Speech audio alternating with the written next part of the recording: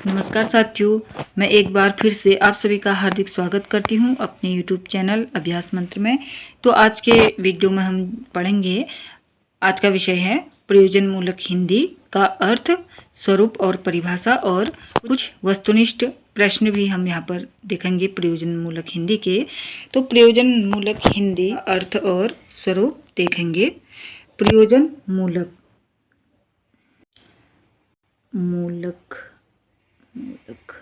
प्रयोजन मूलक दो शब्दों से मिलकर बना है, प्रयोजन धन मूलक। ठीक है, तो प्रयोजन का अर्थ होता है उद्देश्य अथवा प्रयुक्ति, और मूलक का अर्थ होता है आधारित, अर्थात किसी उद्देश्य पर आधारित, उद्देश्य अथवा प्रयुक्ति पर आधारित किसी विशिष्ट उद्देश्य के अनुसार प्रयुक्त भाषा। ठीक है, किसी विशिष्ट उद्देश्य के अनुसार प्रयुक्त भाषा को प्रयोजन मूलक हिंदी कहते हैं। जैसे देखते हैं, ऐसे विशिष्ट हिंदी जिसका प्रयोग विशिष्ट प्रयोजन, विशिष्ट उद्देश्य के लिए किया जाता है। ऐसे विशिष्ट हिंदी जिसका प्रयोग किसी विशिष्ट प्रयोजन या विशिष्ट उद्देश्य के लिए किया जाता है, प्रयोजन मूलक हिंदी है। ठीक है, जैसे हिंदी भाषा क्या है? भाषा भावों विचारों की अभिव्यक्ति के संप्रेषण का क्या है? सशक्त साधन है भाषा। मनुष्य का मस्तिष्क सृजनशील है, सदैव नया सोचता है। उसके मन में, उसके मस्तिष्क में क्या होता है? सदैव नए नए विचार और भाव आते रहते हैं। ठीक, तो इस प्रकार से भाषा क्या है? एक सशक्त साधन है। प्रयोजन मूलक हिंदी से तात्पर्य हिंदी का वह प्रयुक्तिपरक विशिष्ट रूप या शैली है जो विषयगत तथा संदर्भगत प्रयोजन के लिए विशिष्ट भाषिक संरचना द्वारा प्रयुक्त की जाती है। ठीक है, और जो प्रयोजन मूलक हिंदी है वह प्रयुक्तिपरक, ठीक है, प्रयुक्तिपरक के आधार पर प्रयोजन मूलक हिंदी के कुछ रूप है, जैसे साहित्यिक, वाणिज्यिक, कार्यालयी राजभाषा, विज्ञापन व मीडिया, विधि व कानून, वैज्ञानिक एवं तकनीकी भाषा। तो ये इन क्षेत्रों में क्या होता है? साहित्यिक क्षेत्र में अलग प्रकार के शब्दों का, भाषा का प्रयोग होता है, और वाणिज्यिक में अलग प्रकार के, और कार्यालयी जो ऑफिशियल वर्क होते हैं उनमें अलग होता है। राजभाषा जो राजकाज का कार्य होता है उसमें अलग प्रकार के शब्दों का प्रयोग होता है। विज्ञापन व मीडिया में अलग, और विधि और कानून में भी कुछ अलग पारिभाषिक शब्दों का प्रयोग होता है। पहले अंग्रेजी भाषा में होता था, अब वह भी क्या होने लग गया है? हिंदी भाषा के ही कुछ वहाँ पर शब्दों को लिया गया है, और हिंदी भाषा को ही उसमें, हिंदी में भी अब यह सब कुछ, और वैज्ञानिक और तकनीकी भाषा में भी हिंदी को लिया जाने लगा है। ठीक है, आगे कुछ परिभाषाएं दी हुई है, उन परिभाषाओं के आधार पर हम और जानने का प्रयास करेंगे कि प्रयोजन मूलक हिंदी को और स्पष्ट तरीके से हम समझ सकेंगे। जैसे डॉक्टर रघुवीर सहाय के अनुसार प्रयोजन मूलक हिंदी की यहाँ पर हम परिभाषा देखेंगे। प्रयोजन मूलक हिंदी की परिकल्पना यह मानकर चलती है कि वह एक ऐसी शब्दावली होगी जो ज्ञान के संप्रेषण में काम आएगी, ज्ञान के संप्रेषण, ठीक है, ज्ञान के संप्रेषण में काम आएगी, और इसलिए बाकी शब्दावली से भिन्न होगी। बाकी जो सामान्य हिंदी के जो बोलचाल की भाषा है उनसे इसकी शब्दावली क्या होगी? प्रयोजन मूलक हिंदी जो होगी उसकी शब्दावली सामान्य हिंदी से भिन्न होगी, या उस पर आश्रित नहीं होगी, या फिर उस हिंदी पर आश्रित नहीं होगी। इसी क्रम में हम देखेंगे डॉक्टर मोटूरी सत्यनारायण की परिभाषा। ये काफ़ी इम्पोर्टेंट है। डॉक्टर मोटूरी सत्यनारायण की जो परिभाषा है, इन्होंने ही जो 7 प्रकार की प्रयुक्तियाँ हैं उनके विषय में बताया है, जो मैंने अभी आपको बताया, साहित्य, वाणिज्य, तकनीकी इत्यादि। देखते इनकी परिभाषा। जीवन की आवश्यकताओं की पूर्ति के लिए प्रयोग में लाई जाने वाली हिंदी को ही प्रयोजन मूलक हिंदी कहते हैं। ठीक है, जीवन की आवश्यकताओं की पूर्ति के लिए प्रयोग में लाई जाने वाली हिंदी ही प्रयोजन मूलक हिंदी है। ठीक है, जीवन की आवश्यकताओं की, ठीक है, आवश्यकताओं की पूर्ति के लिए, जैसे किसी को डॉक्टर बनना है तो मेडिकल की भाषा अलग होती है, उसको सीखना पड़ता है। किसी को वकालत करनी है तो उसकी भाषा अलग होती है। तो इस प्रकार के जो हमारे आवश्यकताओं की पूर्ति के लिए, जीविकोपार्जन की पूर्ति के लिए ये भाषा क्या होती है, प्रयोजन मूलक हिंदी भाषा क्या होती है, सहायक होती है। ठीक है, इसी क्रम में एक और हम परिभाषा यहाँ पर देख लेते हैं, जिससे और स्पष्ट हो जाएगा कि प्रयोजन मूलक हिंदी है क्या। डॉक्टर दंगल झाल्टे के अनुसार विभिन्न सेवा माध्यमों में विशिष्ट प्रयोजनों की संपूर्ति के लिए प्रयुक्त भाषा स्वरूप को प्रयोजन मूलक भाषा कहते हैं। ठीक है, विभिन्न सेवा माध्यमों में, ठीक है, सेवा माध्यमों में विशिष्ट प्रयोजन, कुछ विशेष प्रयोजनों की संपूर्ति के लिए प्रयोग की जाने वाली भाषा का स्वरूप ही प्रयोजन मूलक भाषा होता है। ठीक है, तो अब इसका हम निष्कर्ष देखेंगे कि क्या निष्कर्ष निकला है, और अच्छे से हम इसको समझ पाएंगे। तो निष्कर्ष रूप में यह निकला कि किसी विशेष प्रयोजन, ठीक है, किसी विशेष प्रयोजन को आधार बनाकर तथा जीवन की सभी आवश्यकताओं की पूर्ति के उद्देश्य से प्रयोग में लाई जाने वाली हिंदी भाषा क्या है, प्रयोजन मूलक हिंदी है। प्रयोजन मूलक हिंदी है। ठीक है, किसी विशेष प्रयोजन को आधार बनाकर जीवन की सभी आवश्यकताओं की पूर्ति के उद्देश्य से प्रयोग में लाई जाने वाली हिंदी भाषा ही क्या है, प्रयोजन मूलक हिंदी है।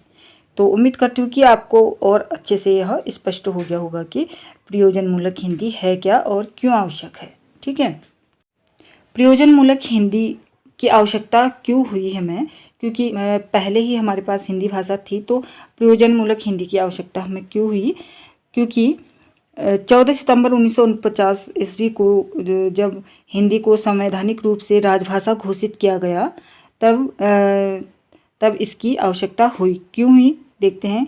राजभाषा बनाने के बाद सभी क्षेत्रों, विज्ञान, सामाजिक, राजनीतिक संदर्भ में आए परिवर्तन के कारण हिंदी के ऐसे रूप की आवश्यकता हुई। ठीक है, ऐसे रूप की आवश्यकता हुई। कैसे रूप की, हिंदी के कौन से रूप की आवश्यकता हुई, जो कि सामान्य बोलचाल अथवा साहित्यिक तक ही सीमित न रहकर जीविकोपार्जन से संबंधित विभिन्न क्षेत्रों जैसे प्रशासन, न्याय, पत्रकारिता, वाणिज्य, बैंक व विज्ञापन को समक्षता के साथ अभिव्यक्त कर सके। इसलिए प्रयोजन मूलक हिंदी भाषा की हमें क्या हुई, आवश्यकता हुई आज़ादी के बाद। और 14 सितंबर को ही क्या होता है, हिंदी दिवस मनाया जाता है, क्योंकि उस दिन क्या हुआ था, 14 सितंबर 1949 ईस्वी को संवैधानिक रूप से राजभाषा घोषित किया गया था हिंदी भाषा को। ठीक है, तो उम्मीद करती हूँ आपको समझ में आया होगा। अब हम कुछ वस्तुनिष्ठ प्रश्न यहाँ पर देखेंगे। प्रश्न देख लेते हैं। प्रश्न नंबर 1 है, प्रयोजन मूलक हिंदी को कहते हैं। ऑप्शन देख लेते हैं। व्यवहारिक हिंदी, साहित्यिक हिंदी, आधुनिक हिंदी या सामान्य हिंदी।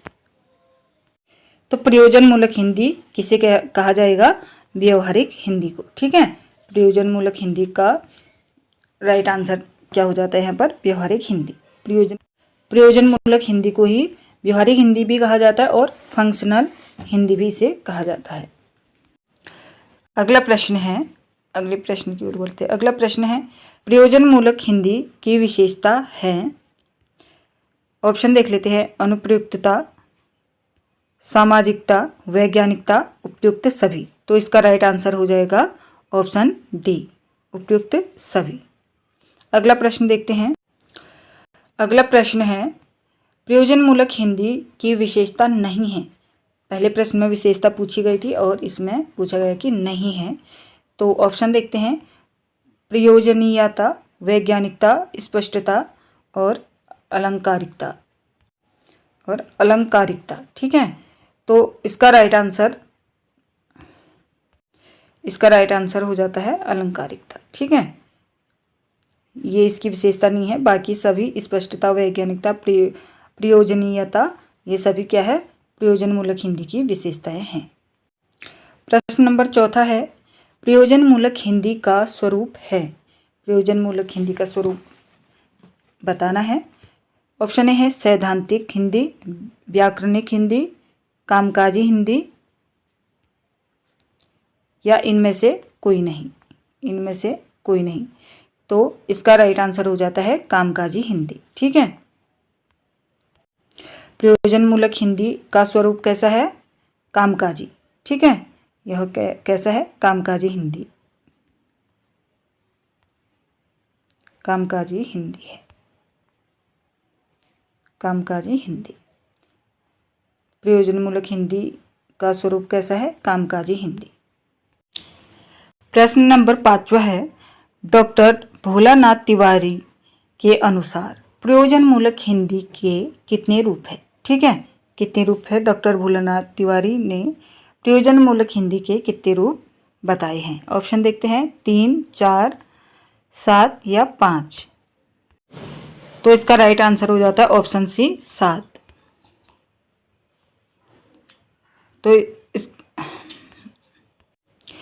तो इसका राइट आंसर हो जाता है option C, 7। Doctor Bholanath Tiwari के अनुसार प्रयोजनमूलक हिंदी के 7 रूप है। ठीक है,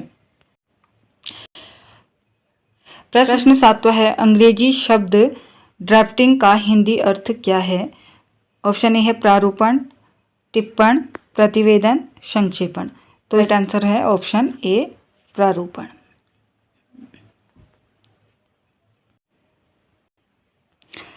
प्रश्न 8 है, हिंदी का पहला अकाउंटिंग सॉफ्टवेयर कौन सा है। ऑप्शन है अंकुर, शब्दमाला, आकृति, शुभ लाभ। तो इसका राइट आंसर हो जाता है ऑप्शन डी, शुभ लाभ। प्रश्न नंबर 9 है, अंग्रेजी के रिपोर्ट शब्द का हिंदीकृत रूप है। ऑप्शन ए है शिकायत, बी है सूचना, सी है आलेख और डी है प्रतिवेदन। तो इसका राइट आंसर हो जाता है ऑप्शन डी, प्रतिवेदन। प्रश्न 10 है, कार्यालयी कार्य में नोटिंग का अर्थ क्या है। ऑप्शन देख लेते हैं, टिप्पण लिखना, ज्ञापन लिखना, मसौदा लिखना या सूचना लिखना। तो इसका राइट आंसर हो जाता है ऑप्शन ए, टिप्पण लिखना। ठीक है, कार्यालयी कार्य में नोटिंग का अर्थ क्या होता है, टिप्पण लिखना। प्रश्न 11 है, निम्न में से क्या प्रारूपण के अन्य पर्यायी शब्द है। तो ऑप्शन है आलेखन, प्रालेखन, मसौदा लेखन या ये सभी। तो इसका राइट आंसर हो जाता है ऑप्शन डी, ये सभी। प्रश्न नंबर 13 है, प्रयोजनमूलक भाषा का प्रमुख संबंध है साहित्य से, कला से, कल्पना से, जीविकोपार्जन से। तो इसका राइट आंसर हो जाएगा जीविकोपार्जन। प्रयोजनमूलक भाषा का संबंध किससे है, जीविकोपार्जन से, जीविकोपार्जन। अगला प्रश्न है, प्रश्न नंबर 14 है, प्रयोजनमूलक हिंदी का पर्याय क्या नहीं है। ठीक है, क्या नहीं है पूछा है। कामकाजी हिंदी, उद्देश्यपरक हिंदी, प्रयोजनमूलक हिंदी, वार्तालापी हिंदी। आप इसमें स्वयं ही अंदाज़ा लगा सकते हैं। तो इसका राइट आंसर हो जाएगा वार्तालापी हिंदी। ठीक है, इसका प्रयोजनमूलक हिंदी से कोई संबंध नहीं है। प्रश्न नंबर 15 है, प्रश्न नंबर 15 है, हिंदी प्रयोजनमूलक भाषा के रूप में कब स्वीकृत हुई। प्रश्न नंबर 15 है, हिंदी प्रयोजनमूलक भाषा के रूप में कब स्वीकृत हुई। ऑप्शन सी, स्वतंत्रता के बाद। ऑप्शन सी, स्वतंत्रता के बाद स्वीकार किया गया है ना।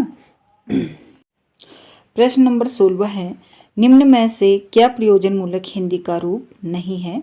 ऑप्शन देख लेते हैं, कार्यालय हिंदी, तकनीकी हिंदी, सामान्य बोलचाल की हिंदी या साहित्यिक हिंदी। तो आप इससे समझ सकते हैं कि प्रयोजन, जिसका कोई प्रयोजन होता है वही हिंदी क्या होती है, प्रयोजनमूलक हिंदी के अंतर्गत आती है। तो इसमें क्या आ जाएगा, इसका राइट आंसर क्या हो जाएगा, ऑप्शन सी सामान्य बोलचाल की हिंदी। ये प्रयोजनमूलक हिंदी का रूप नहीं है। प्रश्न नंबर 17वां है, प्रयोजनमूलक भाषा के रूप में हिंदी कैसी भाषा है? तो कैसी भाषा है? असमर्थ, कठिन, अस्पष्ट, समर्थ। तो कैसी भाषा है? प्रयोजनमूलक समर्थ भाषा है। प्रश्न नंबर 18वां है, सरकारी कार्यालयों में पत्र व्यवहार की पद्धतियों के अनुसार पत्रों के प्रारूप तैयार करने की प्रक्रिया क्या कहलाती है? तो क्या कहलाती है? प्रारूपण। प्रारूपण। प्रश्न नंबर 19वां है, पहला हिंदी रेडियो नाटक कब प्रसारित हुआ था? हिंदी नाटक, ठीक है, हिंदी रेडियो नाटक कब प्रसारित हुआ था? 1927, 1930, 1936 या 1940। तो इसका राइट आंसर हो जाता है 1936, और जिसे 1957 में बदलकर आकाशवाणी नाम रख दिया गया था। आकाशवाणी। आकाशवाणी। आकाशवाणी नाम इसका रख दिया गया था 1957 में बदलकर।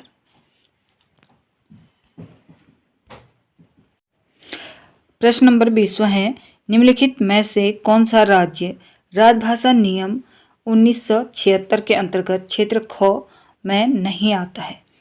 महाराष्ट्र, गुजरात, पंजाब, उड़ीसा। तो इसका राइट आंसर हो जाता है गुजरात। गुजरात 1976 के अंतर्गत ख में नहीं आता है राजभाषा नियम के अंतर्गत।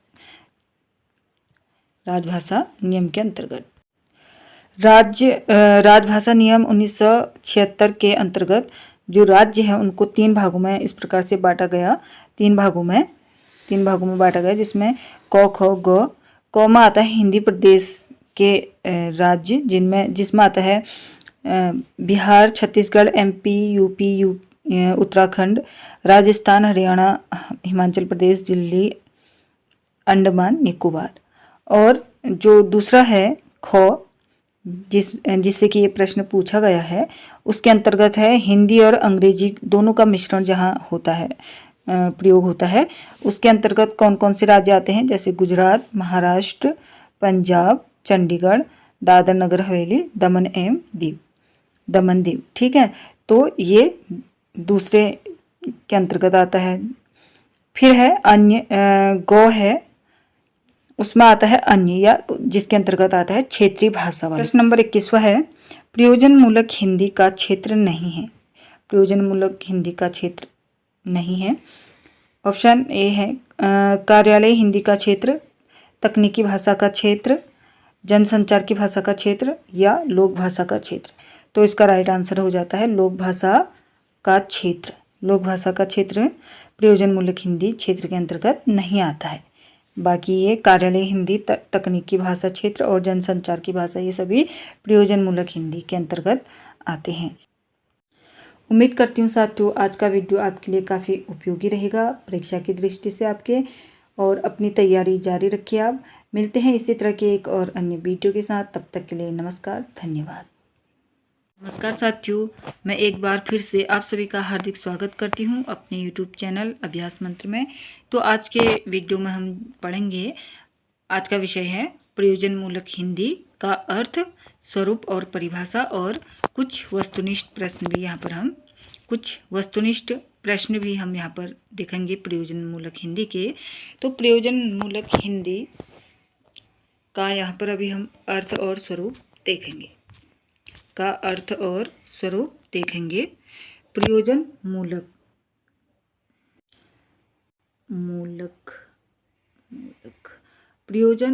मूलक 2 शब्दों से मिलकर बना है, प्रयोजन धन मूलक, ठीक है। तो प्रयोजन का अर्थ होता है उद्देश्य अथवा प्रयुक्ति, और मूलक का अर्थ होता है आधारित, अर्थात किसी उद्देश्य पर आधारित, उद्देश्य अथवा प्रयुक्ति पर आधारित, ठीक है।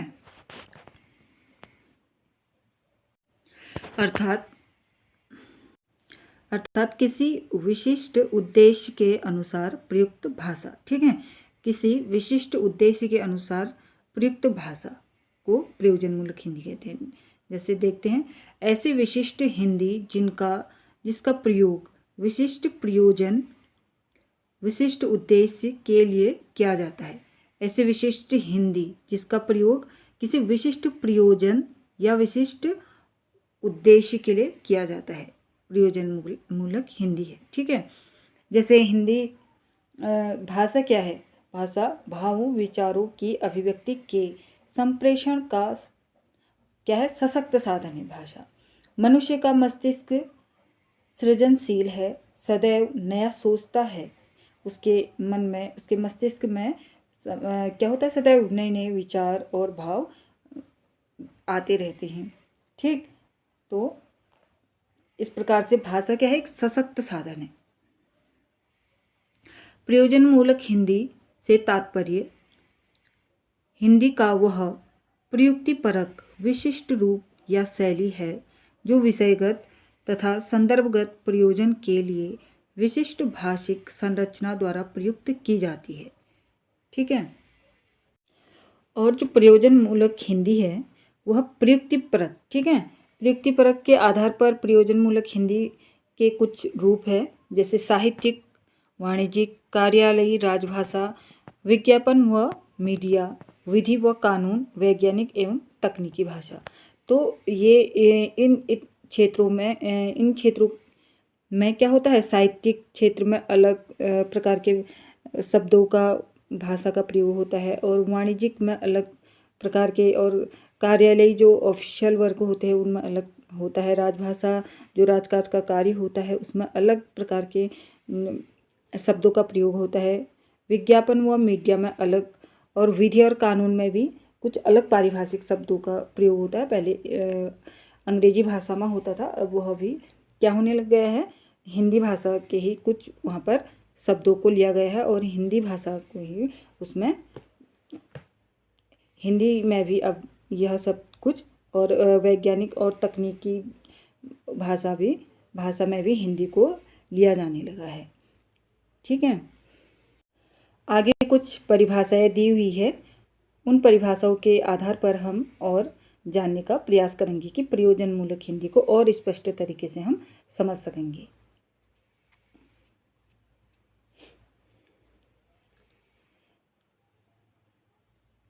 जैसे डॉक्टर रघुवीर सहाय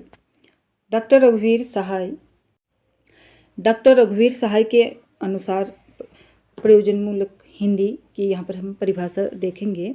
प्रयोजन मूलक हिंदी की परिकल्पना यह मानकर चलती है कि वह एक ऐसी शब्दावली होगी जो ज्ञान के संप्रेषण में काम आएगी। ज्ञान के संप्रेषण, ठीक है, ज्ञान के संप्रेषण में काम आएगी, और इसलिए बाकी शब्दावली से भिन्न होगी। बाकी जो सामान्य हिंदी के जो बोलचाल की भाषा है उनसे इसकी शब्दावली क्या होगी? प्रयोजन मूलक हिंदी जो होगी उसकी शब्दावली सामान्य हिंदी से भिन्न होगी, या उस पर आश्रित नहीं होगी, या फिर उस हिंदी पर आश्रित नहीं होगी। इसी क्रम में हम देखेंगे डॉक्टर मोटूरी सत्यनारायण की परिभाषा। ये काफ़ी इम्पोर्टेंट है। डॉक्टर मोटूरी सत्यनारायण की जो परिभाषा है, इन्होंने ही जो 7 प्रकार की प्रयुक्तियाँ हैं उनके विषय में बताया है, जो मैंने अभी आपको बताया, साहित्य, वाणिज्य, तकनीकी इत्यादि। देखते हैं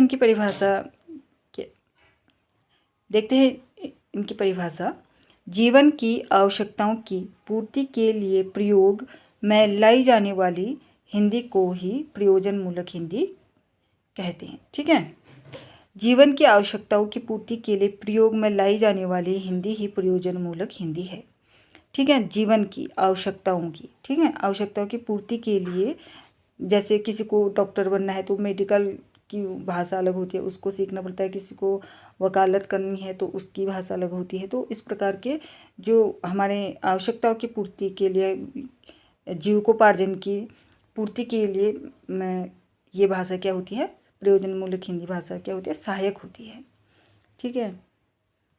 इसी क्रम में एक और हम परिभाषा यहाँ पर देख लेते हैं, जिससे और स्पष्ट हो जाएगा कि प्रयोजन मूलक हिंदी है क्या।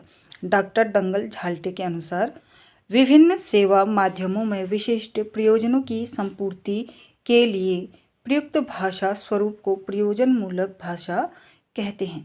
ठीक है, विभिन्न सेवा माध्यमों में, ठीक है, सेवा माध्यमों में विशिष्ट प्रयोजन, कुछ विशेष प्रयोजनों की संपूर्ति के लिए प्रयोग की जाने वाली भाषा का स्वरूप ही प्रयोजन मूलक भाषा होता है। ठीक है, तो अब इसका हम निष्कर्ष देखेंगे कि क्या निष्कर्ष निकला है और अच्छे से हम इसको समझ पाएंगे।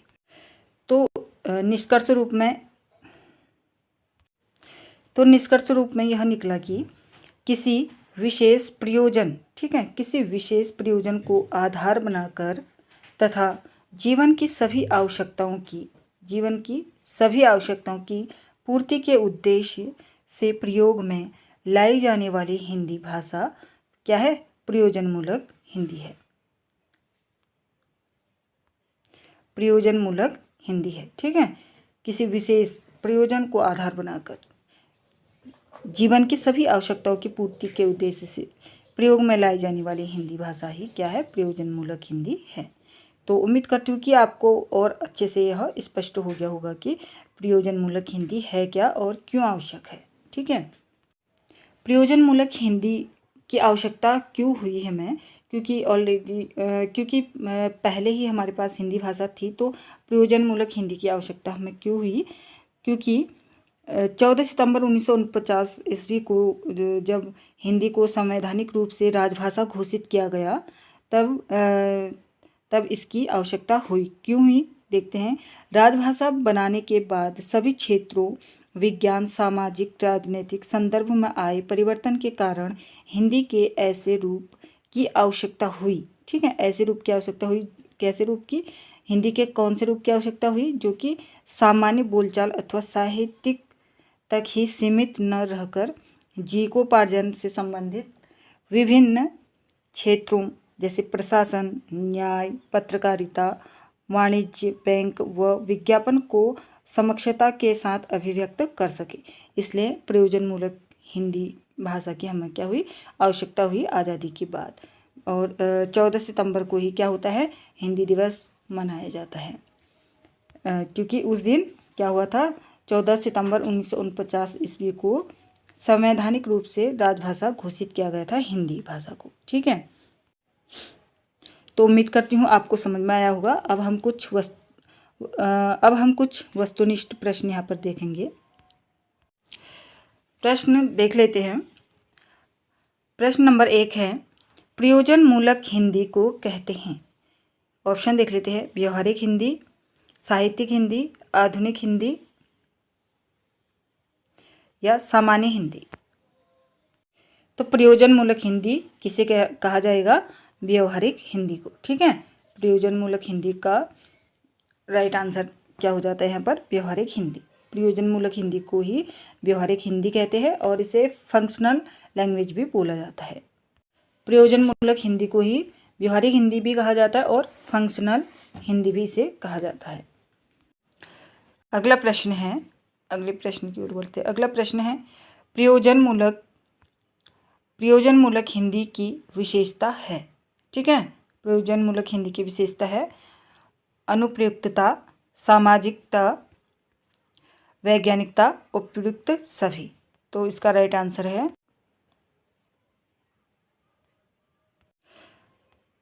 अगला प्रश्न है, प्रयोजन मूलक हिंदी की विशेषता है।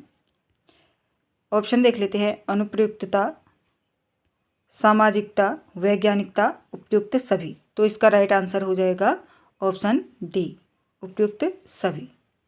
अगला प्रश्न देखते हैं। अगला प्रश्न है, प्रयोजन मूलक हिंदी की विशेषता नहीं है। पहले प्रश्न में विशेषता पूछी गई थी और इसमें पूछा गया कि नहीं है। तो ऑप्शन देखते हैं। प्रयोजनीयता, वैज्ञानिकता, स्पष्टता और अलंकारिकता। ठीक है, तो इसका राइट आंसर हो जाता है अलंकारिकता। ठीक है, ये इसकी विशेषता नहीं है। बाकी सभी स्पष्टता, वैज्ञानिकता, प्रयोजनीयता, ये सभी क्या है? प्रयोजन मूलक हिंदी की विशेषताएं हैं। प्रश्न नंबर 4 है, प्रयोजन मूलक हिंदी का स्वरूप है। प्रयोजन मूलक हिंदी का स्वरूप बताना है। ऑप्शन ए है सैद्धांतिक हिंदी, व्याकरणिक हिंदी, कामकाजी हिंदी, या इनमें से कोई नहीं, इनमें से कोई नहीं। तो इसका राइट आंसर हो जाता है कामकाजी हिंदी। ठीक है, प्रयोजनमूलक हिंदी का स्वरूप कैसा है? कामकाजी। ठीक है, यह कैसा है? कामकाजी हिंदी, कामकाजी हिंदी है, कामकाजी हिंदी। प्रयोजनमूलक हिंदी का स्वरूप कैसा है? कामकाजी हिंदी। प्रश्न नंबर 5 है, डॉक्टर भोलानाथ तिवारी के अनुसार प्रयोजनमूलक हिंदी के कितने रूप हैं? ठीक है, कितने रूप है? डॉक्टर भोलानाथ तिवारी ने प्रयोजनमूलक हिंदी के कितने रूप बताए हैं? ऑप्शन देखते हैं, 3, 4, 7 या 5। तो इसका राइट आंसर हो जाता है ऑप्शन सी, 7।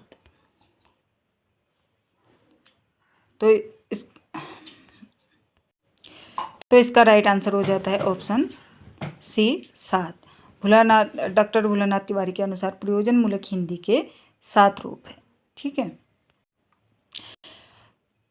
प्रश्न 6 है, गद्य खंड में व्यक्त विचारों को कम से कम शब्दों में लिखना क्या कहलाता है? क्या कहलाता है?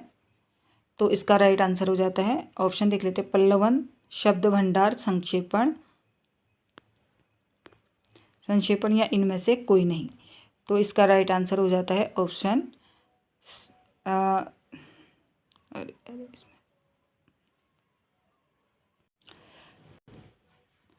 प्रश्न नंबर 6 है, गद्य खंड में व्यक्त विचारों को कम से कम शब्दों में लिखना क्या कहलाता है? ऑप्शन देख लेते हैं, पल्लवन, शब्द भंडार, संक्षेपण, इनमें से कोई नहीं।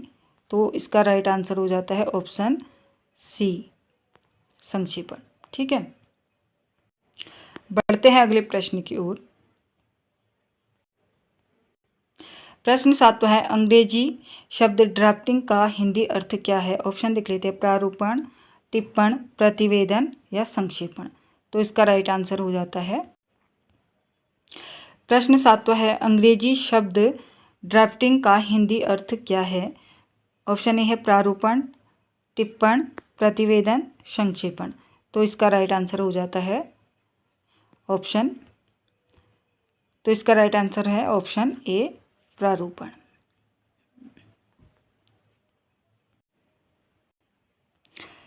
प्रश्न 8 है, हिंदी का पहला अकाउंटिंग सॉफ्टवेयर कौन सा है? ऑप्शन है अंकुर, शब्दमाला, आकृति, शुभ लाभ। तो इसका राइट आंसर हो जाता है ऑप्शन डी, शुभ लाभ।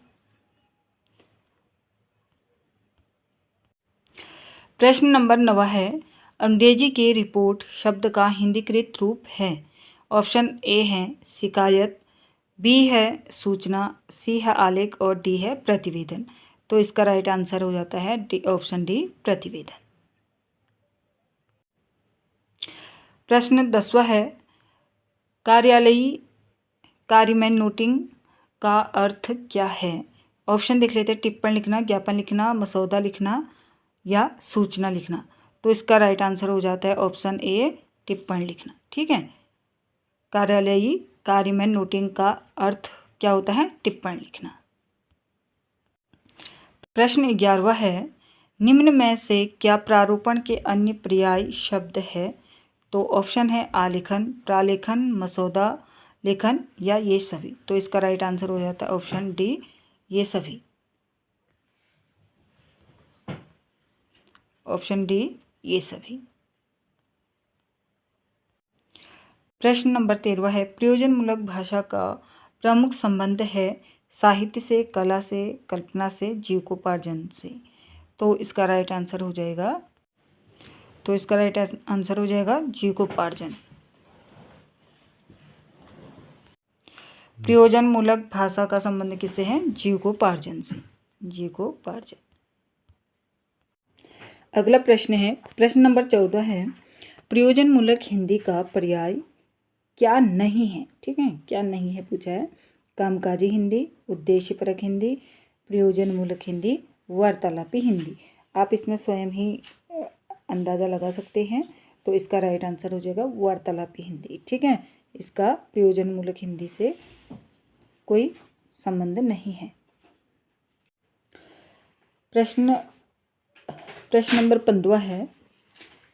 प्रश्न नंबर 15 है, हिंदी प्रयोजनमूलक भाषा के रूप में कब स्वीकृत हुई? प्रश्न नंबर 15 है, हिंदी प्रयोजनमूलक भाषा के रूप में कब स्वीकृत हुई? ठीक है, तो हिंदी प्रयोजनमूलक रूप में कब स्वीकार की गई, प्रश्न पूछा है। तो ऑप्शन है स्वतंत्रता से पहले, मध्य युग में, स्वतंत्रता के बाद, स्वतंत्रता से पहले मध्य युग में, स्वतंत्रता के बाद आदिम युग में। तो कब स्वीकार की गई? इसका राइट आंसर है ऑप्शन सी, स्वतंत्रता के बाद। ऑप्शन सी, स्वतंत्रता के बाद स्वीकार किया गया है ना। प्रश्न नंबर 16 है, निम्न में से क्या प्रयोजनमूलक हिंदी का रूप नहीं है? ऑप्शन देख लेते हैं, कार्यालय हिंदी, तकनीकी हिंदी, सामान्य बोलचाल की हिंदी या साहित्यिक हिंदी। तो आप इससे समझ सकते हैं कि प्रयोजन, जिसका कोई प्रयोजन होता है वही हिंदी क्या होती है, प्रयोजनमूलक हिंदी के अंतर्गत आती है। तो इसमें क्या आ जाएगा, इसका राइट आंसर क्या हो जाएगा? ऑप्शन सी, सामान्य बोलचाल की हिंदी। ये प्रयोजनमूलक हिंदी का रूप नहीं है। प्रश्न नंबर 17 है, प्रयोजनमूलक भाषा के रूप में हिंदी कैसी भाषा है? तो कैसी भाषा है? असमर्थ, कठिन, अस्पष्ट, समर्थ। तो कैसी भाषा है? प्रयोजनमूलक समर्थ भाषा है। प्रश्न नंबर 18 है, सरकारी कार्यालयों में पत्र व्यवहार की पद्धतियों के अनुसार पत्रों के प्रारूप तैयार करने की प्रक्रिया क्या कहलाती है? तो क्या कहलाती है? प्रारूपण। प्रश्न नंबर 19 है, पहला हिंदी रेडियो नाटक कब प्रसारित हुआ था? हिंदी नाटक, ठीक है, हिंदी रेडियो नाटक कब प्रसारित हुआ था? 1927, 1930, 1936 या 1940। तो इसका राइट आंसर हो जाता है 1936, और जिसे 1957 में बदलकर आकाशवाणी नाम रख दिया गया था। आकाशवाणी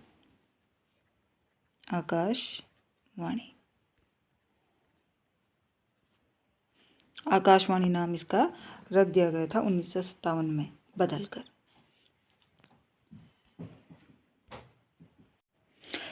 प्रश्न नंबर 20 है, निम्नलिखित में से कौन सा राज्य राजभाषा नियम 1976 के अंतर्गत क्षेत्र ख में नहीं आता है? महाराष्ट्र, गुजरात, पंजाब, उड़ीसा। तो इसका राइट आंसर हो जाता है गुजरात 1976 के अंतर्गत ख में नहीं आता है राजभाषा नियम के अंतर्गत।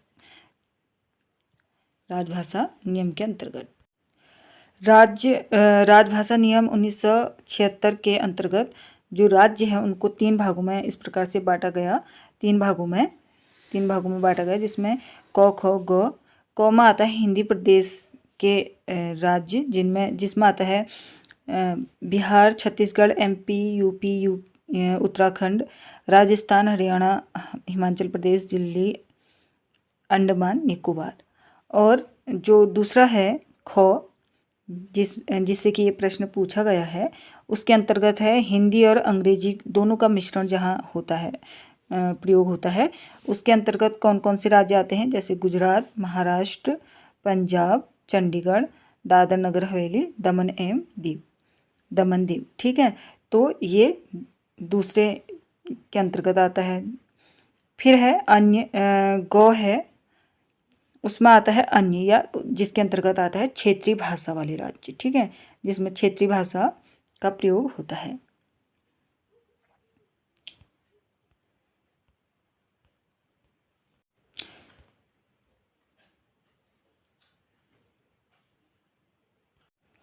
प्रश्न नंबर लास्ट है 21वां। प्रश्न नंबर 21वां है, प्रयोजनमूलक हिंदी का क्षेत्र नहीं है। प्रयोजनमूलक हिंदी का क्षेत्र नहीं है। ऑप्शन ए है कार्यालय हिंदी का क्षेत्र, तकनीकी भाषा का क्षेत्र, जनसंचार की भाषा का क्षेत्र या लोक भाषा का क्षेत्र। तो इसका राइट आंसर हो जाता है लोक भाषा का क्षेत्र। लोक भाषा का क्षेत्र प्रयोजन मूलक हिंदी क्षेत्र के अंतर्गत नहीं आता है। बाकी ये कार्यालय हिंदी, तकनीकी भाषा क्षेत्र और जनसंचार की भाषा, ये सभी प्रयोजन मूलक हिंदी के अंतर्गत आते हैं। तो उम्मीद करती हूँ आज का वीडियो आपके लिए काफ़ी उपयोगी रहा होगा। तो उम्मीद करती हूँ आज का वीडियो आपके लिए काफ़ी उपयोगी रहेगा। तो उम्मीद करती हूँ आज का वीडियो आपके लिए काफ़ी उपयोगी रहेगा परीक्षा की दृष्टि से। मिलते हैं इसी प्रकार की एक और वीडियो के साथ, तब तक के लिए नमस्कार, धन्यवाद। उम्मीद करती हूँ आज का वीडियो आपके लिए काफ़ी उपयोगी रहेगा परीक्षा की दृष्टि से।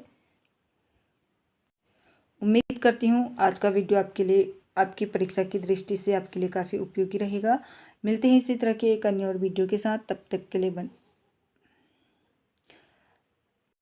उम्मीद करती हूँ आज का वीडियो आपके लिए काफ़ी उपयोगी रहेगा। मिलते हैं इसी तरह की एक और उम्मीद करती हूँ साथियों आज का वीडियो आपके लिए काफ़ी उपयोगी रहेगा परीक्षा की दृष्टि से आपके, और अपनी तैयारी जारी रखिए आप। मिलते हैं इसी तरह के एक और अन्य वीडियो के साथ, तब तक के लिए नमस्कार, धन्यवाद।